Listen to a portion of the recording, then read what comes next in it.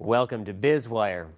President Xi Jinping and Premier Li Keqiang are settling into their new roles this week with many issues on their plates, one of which is the large amount of debt held by local governments and state-owned enterprises, or SOEs.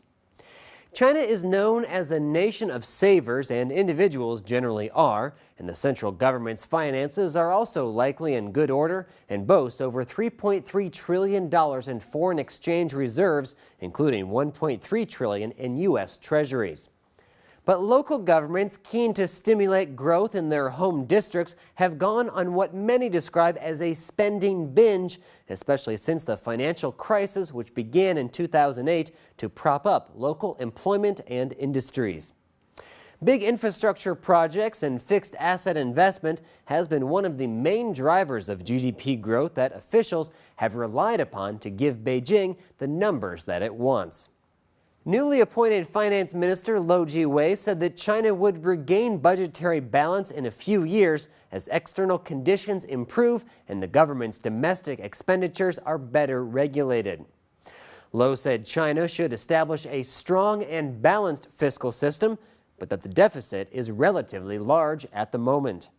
While he did not give specifics about the amount of deficit or how to cut it, the message itself was seen as important, as this was the first public speech by Lou since he assumed office. In the late 90s, Lou Jiwei worked closely with then-Premier Zhu Rongji, who is credited with enacting enough reforms to get China into the World Trade Organization.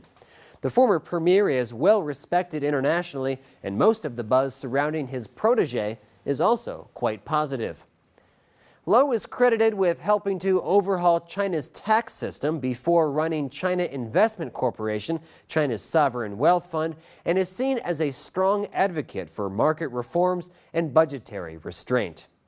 Lou's current superior, Premier Li Keqiang, has vowed to cut spending, although he has also said the government cannot renege on its commitment to improve general well-being over the long run. Lou said subsidizing the price of energy in China was a major reason for energy waste, and then that new energy and carbon taxes could be considered. Lou said he was heading an investigation on the nearly $2 trillion of local government debt to separate hidden debts from those on the balance sheet. The finance minister added that a larger proportion of profits from state-owned enterprises will be collected to address the budgetary situation. Stephen Groff, vice president of the Asian Development Bank, said that in order to gain more fiscal revenue, the first step for China to take should be to broaden its tax base. Groff said new taxes on capital gains, property, inheritance, and carbon should play a role in shoring up government revenue. Economists estimate that the real burden for Chinese taxpayers was about 29% of income, which has been growing by about 0.5% annually over the past 5 years. Many have voiced concern about corporate debt, which was recently highlighted by the bankruptcy of solar panel maker Suntech, where there is near unanimous support for its closure to lessen overcapacity in the industry, but local officials may end up bailing the firm out to preserve the 10,000 jobs in Wuxi, Jiangsu province.